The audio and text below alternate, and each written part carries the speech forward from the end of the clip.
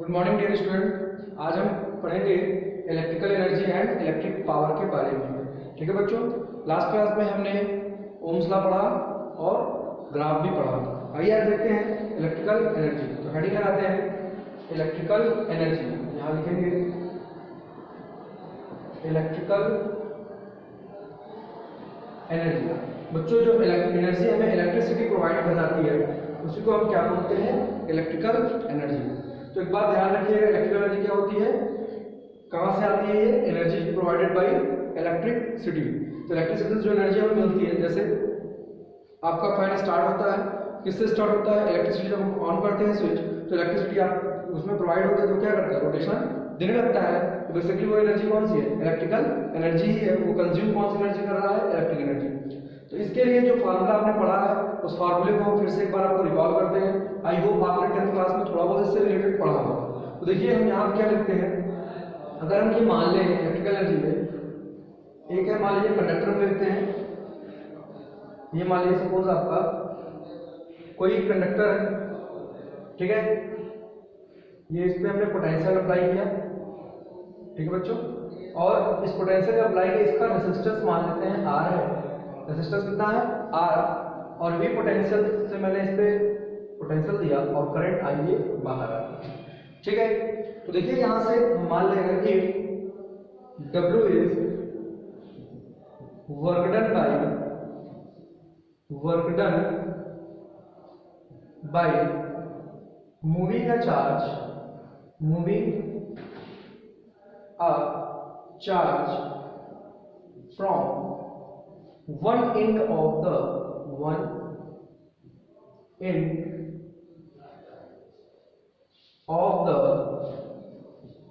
conductor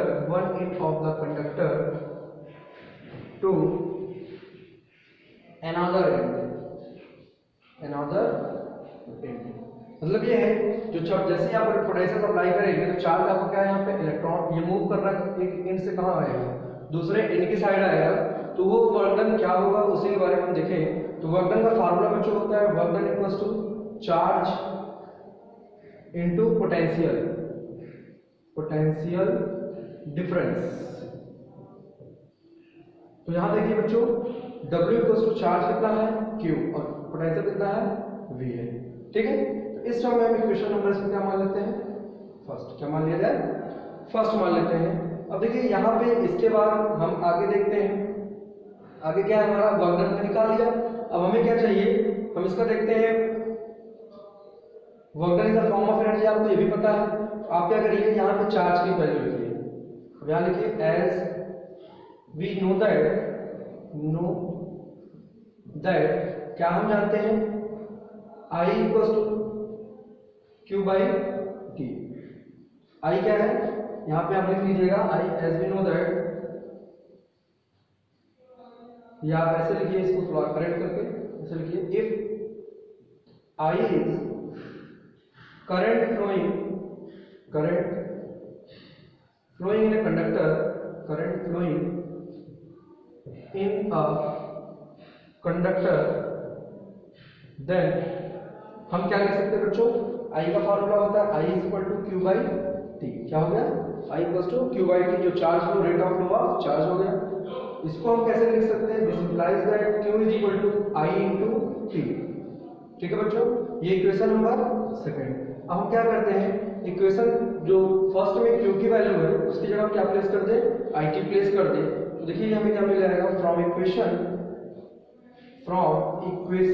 first and equation second, दोनों equation में देखा जा रहा है कि वर्क डन क्या होगा, W equals to Q into V, this equal to Q की वैल्यू क्या है, I इनटू T और into V।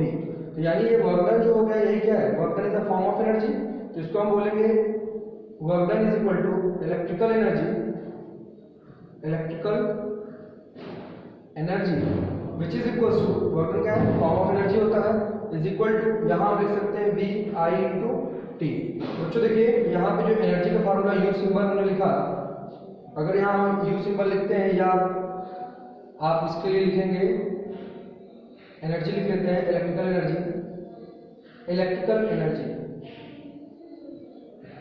Energy is equal to क्या लिख सकते हैं, वी आई टी।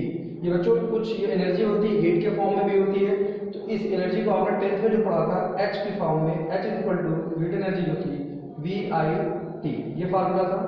इसको हम आगे बढ़ाते हुए फार्मूले को देखिए और किस फॉर्म में लिखा जाता है। तो देखिए ओम्स लॉ के according to Ohm's law, according to Ohm's law, Ohm's law के अकॉर्डिंग क्या होगा बच्चों, देखिए ध्यान से। ओम्स लॉ क्या कहता है, V is equal to I R. तो यानी अगर आपको किसी को चेंज करना हो, मान लीजिए हमें V हटाना है या I हटाना है, तो पहले V अगर रिड्यूस करना है तो V इज इक्वल टू क्या लिख सकते हैं, V हमको रिड्यूस करना है तो हम फार्मूला में क्या लिख सकते हैं, I इंटू आर। ये है देखिए पहले भी लिखा हुआ है, तो यहाँ से चेंज करेंगे क्या आ जाएगा, H इज इक्वल टू लिखा है वी आई टी, तो V को अगर हम हटाना चाहें तो यहाँ लिखेंगे I into R into I into T. तो फार्मूला क्या मिलेगा, I square R into T. ये आपका आ गया एनर्जी, क्या आ गई, एनर्जी आ गई, ठीक है। यानी अमाउंट ऑफ वर्क डन जो भी है वो क्या है, एनर्जी के फॉर्म में इस तरह से। तो उसका दूसरा फार्मूला देखिए, आपने लिखा वी आई टी। अब देखिए आप ये भी जानते हैं यहाँ से आई को क्या लिख सकते हैं, वी बाई आर, क्या लिख सकते हैं, वी बाई आर। तो यहाँ से देखिए एनर्जी क्या बनी, V into V by R into T, यानी हीट एनर्जी जो आपकी I V square by R into T. एक फार्मूला बच्चों आपका ये, आपको ये तीनों फार्मूले याद होने चाहिए, ठीक है। अब इसको नोट करिए, फिर इसके मैं बताता हूँ heat produce in 1 calorie energy का, ठीक है। जैसे 1 कैलोरी एनर्जी कंज्यूम करता है तो उस कंडीशन में हम क्या फार्मूला लिखते हैं। तो सबसे पहले आप इसको नोट कर लीजिए, फिर हम आगे आते हैं।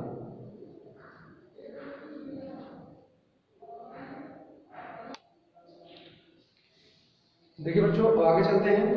जो आपका फार्मूला आया, हमने फार्मूला क्या बनाया अभी, जो हीट एनर्जी आपकी आ रही थी या एनर्जी इसको हम बोलते हैं इलेक्ट्रिकल एनर्जी, तो फार्मूला आपका क्या आया, एक आया V square by R into T, दूसरा ये इक्वल्स टू में क्या लिखा, I square R T, I square R into T, और लास्ट वाला फार्मूला हमने बताया वी आई टी। ये बच्चों आपका फार्मूला है, ठीक है, इसको याद कर लीजिएगा, इस पर बेसिक न्यूमेरिकल आते हैं। अब बात करते हैं इसकी एसआई यूनिट की, क्या बात करेंगे, SI unit. SI unit of energy की जानते हैं आप क्या होती है, एसआई यूनिट ऑफ एनर्जी चाहे इलेक्ट्रिकल हो या नॉर्मल मैकेनिज्म जो आप पढ़ते हैं, तो एसआई यूनिट होती है जूल। क्या होता है, जूल, ठीक है। इसकी एसआई यूनिट क्या होती है, एनर्जी जूल होती है। तो यहाँ पे अगर देखिए इस फार्मूले के अकॉर्डिंग अगर चले, तो इस फार्मूले के अकॉर्डिंग हमने लिखा था एच जो है एनर्जी है, तो इक्वल टू हमने लिखा वी आई टी। तो इसको हम कैसे लिख सकते हैं, volt into ampere, volt into ampere into second, क्या लिख सकते हैं, वोल्ट एम्पियर इंटू सेकेंड। यानी 1 जूल जो होगा, 1 जूल एनर्जी जब कंज्यूम कर रहा है, यानी 1 वोल्ट एम्पियर इंटू सेकेंड। तो ये हो गया 1 जूल का मतलब हो गया। अब हम बात करते हैं इसके आगे। अगर मान लीजिए हमको ये पता है, वी नो दैट, क्या मालूम है, वी नो दैट 1 कैलोरी होती है, बच्चों ये भी एनर्जी की यूनिट है, ठीक है। 1 कैलोरी इक्वल टू कितने जूल होता है, 4.2 जूल अप्रॉक्सीमेट होता है, ठीक है। तो हम देखिए heat produce in T second की बात करें, अगर हमको हीट निकालना है, heat energy produced in 1 second, sorry 1 second की बात करें, कितने सेकंड की बात करें, टी सेकेंड। तो टी सेकेंड की जब बात करते हैं बच्चों, इसका फार्मूला जो होगा, आपका जो एनर्जी है, अमाउंट ऑफ हीट एनर्जी, उसको किससे डिवाइड कर दें, 4.2 से। तो फार्मूला क्या बनेगा, अगर हम मान लीजिए हीट प्रोड्यूस लिख लेते हैं, H इज इक्वल टू, यहाँ बच्चों हम थोड़ा हीट एनर्जी अलग से फॉर्म लिखते हैं, यहाँ मान लेते हैं Q है, तो ये फार्मूला क्या बनेगा, H बाई 4.2 बनेगा। यानी इसका मतलब वी आई टी अपॉन 4.2 लिखेंगे, ठीक है बच्चों। तो ये जूल में है, सॉरी ये कैलोरी में कन्वर्ट हो जाएगा, क्योंकि अभी तक किसमें था, जूल में। अगर 1 जूल को देखिए, यहाँ से कन्वर्जन आप कर सकते हैं, आप कैसे लिख सकते हैं, 4.2 joule is equal to 1 calorie. आप लिख सकते हैं 1 जूल में कितने कैलोरी, 1/4.2 कैलोरी। बच्चों जो ये आंसर आएगा वो किसमें आएगा, कैलोरी में आएगा। उसके बाद आप लिख सकते हैं I square R into T by 4.2। उसके बाद आप इसमें और भी लिख सकते हैं V square by R into T. तो ये सब जो बच्चों फार्मूले आपको मिल रहे हैं, ये किसमें आंसर देंगे आपको, कैलोरी में। अगर इन टर्म्स ऑफ कैलोरी में आपको क्वेश्चंस एनर्जी जो होती है कंज्यूम करे कैलोरी में, तो हम ये आंसर लिखते हैं। अब आते हैं अपने नेक्स्ट हेडिंग पे। जो हमारी नेक्स्ट हेडिंग है वो है इलेक्ट्रिक पावर। तो तो आई एम, आपने ये नोट कर लिया होगा, वीडियो को पॉज करके आप नोट कर लीजिए।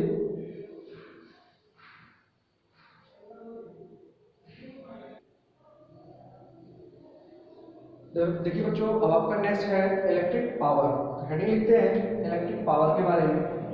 आपका है इलेक्ट्रिक पावर। ठीक है, इलेक्ट्रिक पावर क्या होता है? इलेक्ट्रिक पावर, देखिए बच्चों, पावर की जनरल डेफिनेशन आपने 11th क्लास में पढ़ा भी था, रेट ऑफ डूइंग वर्क होता है, तो वहां से भी आप कर सकते हैं। लेकिन यहाँ पे जो है, देखिए एक डेफिनेशन आपकी होती है, आप ये भी लिख सकते हैं, it is defined as the, लिखेंगे it is defined as the, it is defined as the rate of doing work, rate of doing work. कहने का मतलब ये बच्चों वही है, सेम डेफिनेशन जैसे आपने पहले पढ़ा था। यहाँ क्या होता है, जो वर्क डन होता है वो चार्ज को एक एंड से दूसरे एंड के ले जाने में जो भी वर्क डन होगा, तो वो पोटेंशियल क्या करेगा, जैसे आपने पोटेंशियल लगाया तो वर्क डन क्या करेगा, वहां पे चार्ज एक एंड पे दूसरे एंड तक पहुंचाने का काम करेगा। जिस रेट से, मतलब जिस टाइम से वो करेगा, उसी को हम क्या बोलते हैं, पावर। ठीक है, तो यहाँ देखिए इसका दूसरा फॉर्म, दूसरी डेफिनेशन है और करके आप ये भी लिख सकते हैं। यहाँ लिखेंगे rate of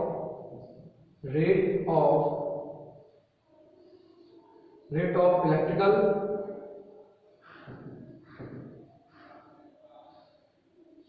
rate of energy loss, rate of energy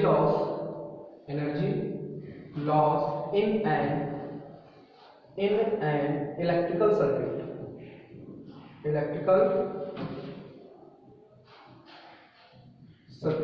ठीक है बच्चों, rate of energy loss in an electrical circuit हो, ये दोनों डेफिनेशन सही है यहाँ पे। अब देखिए, अगर हम मान लें इफ जो आपका रेट ऑफ डूइंग वर्क है, जो वर्क डन हो रहा है वो क्या हो, कांस्टेंट हो, तो इसके दो फार्मूले हैं। If rate of doing work या rate of energy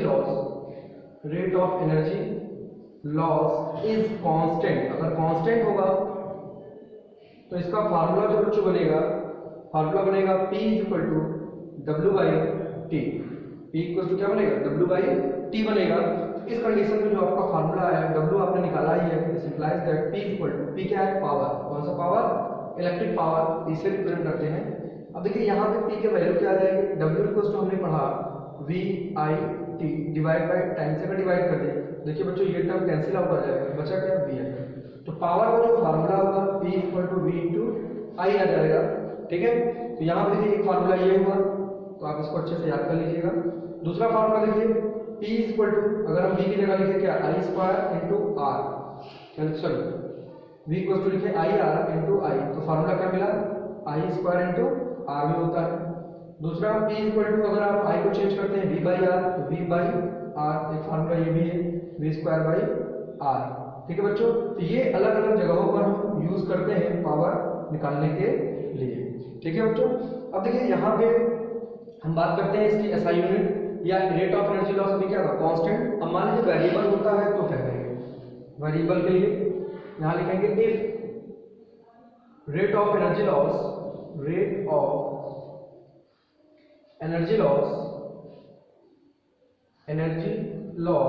is variable. क्या हो बच्चों, वेरिएबल हो। अगर वेरिएबल है तो पावर जो लिखेंगे small amount of work done, rate of doing work मतलब small amount of work done की बात करेंगे, और जिस टाइम की ये बात करेंगे वो स्मॉल टाइम dt है। बच्चों पावर का फार्मूला सॉल्व करने पर भी आपको यही तीनों मिलेंगे। ठीक है, अगर आप पूरा टोटल निकालेंगे तो VI बनेगा या I स्क्वायर R बनेगा या V स्क्वायर बाई R बनेगा। ठीक है बच्चों, ये बात ध्यान रखिएगा। अब आते हैं इसकी SI यूनिट। तो देखिए बच्चों SI यूनिट क्या होती है, SI यूनिट जैसा कि आपने लिखा, SI यूनिट के लिए फार्मूला हम लिखते हैं P equal to W by T. तो वर्किंग की यूनिट होती है जूल और टाइम की यूनिट क्या होती है, सेकंड। तो पावर जो है, SI यूनिट ऑफ पावर जो होगी, SI unit of power is, क्या लिख सकते हैं, जूल पर सेकंड। ठीक है बच्चों, इसी 1 जूल पर सेकंड को 1 joule per second is also equals to 1 watt. कितना लिखा जाता है, 1 वाट के बराबर। ठीक है, ये बात ध्यान रखिएगा। ये क्या है आपका पावर की बेसिक जो यूनिट बोली जाएगी अब, तो आप लिखेंगे यूनिट ऑफ पावर या एसआई यूनिट पावर की क्या बन गई, SI unit is equal to क्या लिखेंगे, वाट बोलेंगे। क्या बताएंगे, पावर की एसआई यूनिट वाट में ली जाती है।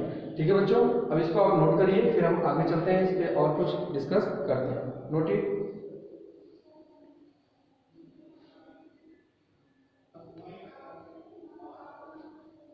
देखिए बच्चों, अभी हमने एसआई यूनिट के बारे में देखा, तो एसआई यूनिट ऑफ पावर क्या लिखते हैं, ध्यान से देखिएगा। एसआई यूनिट होती है पावर की, एसआई यूनिट ऑफ पावर ये क्या है, वाट हम बोलते हैं।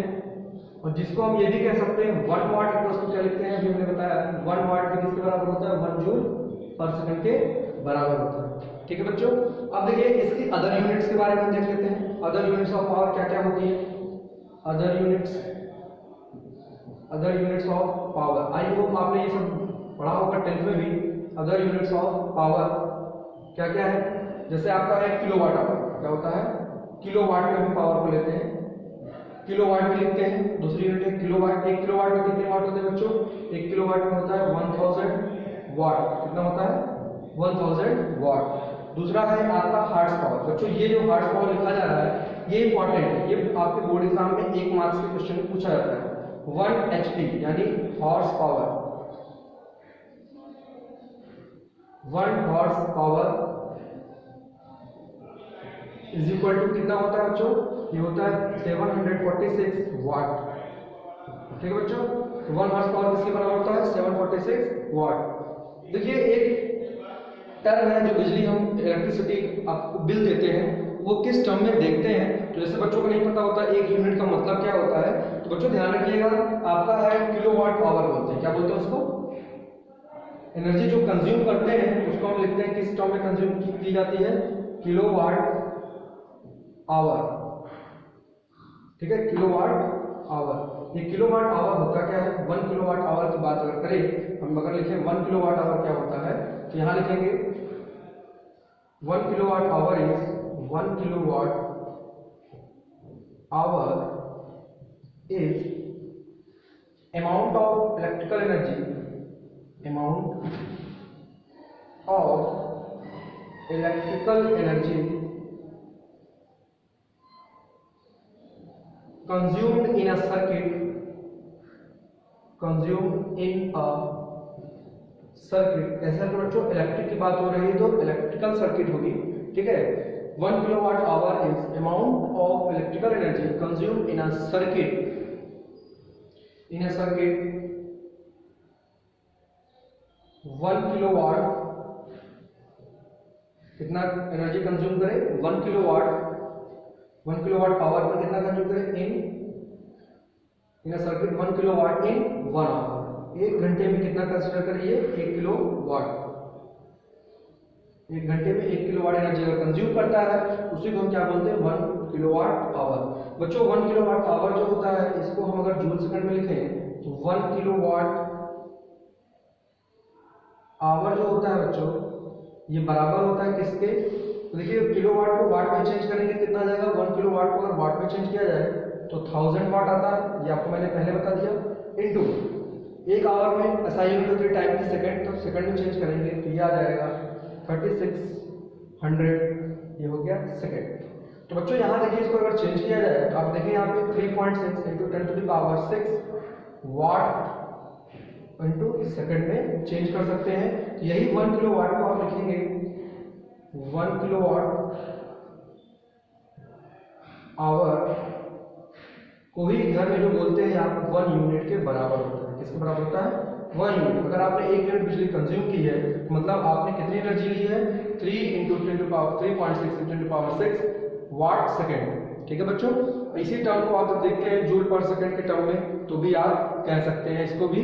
तो देखिए ये कितनी एनर्जी कंज्यूम हुई वाट सेकंड के बाद आप यहाँ ये भी लिख सकते हैं 3.6 इंटू 10⁶, क्योंकि पावर का फार्मूला देखिए क्या होता है, पावर इक्वल टू होता है W/T। ठीक है, W/T। तो यहाँ देखिए इसकी यूनिट हमने बताया था आपको जूल और सेकंड भी होती है, जूल पर सेकंड।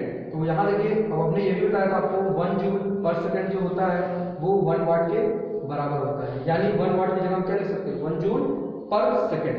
तो यहाँ देखिए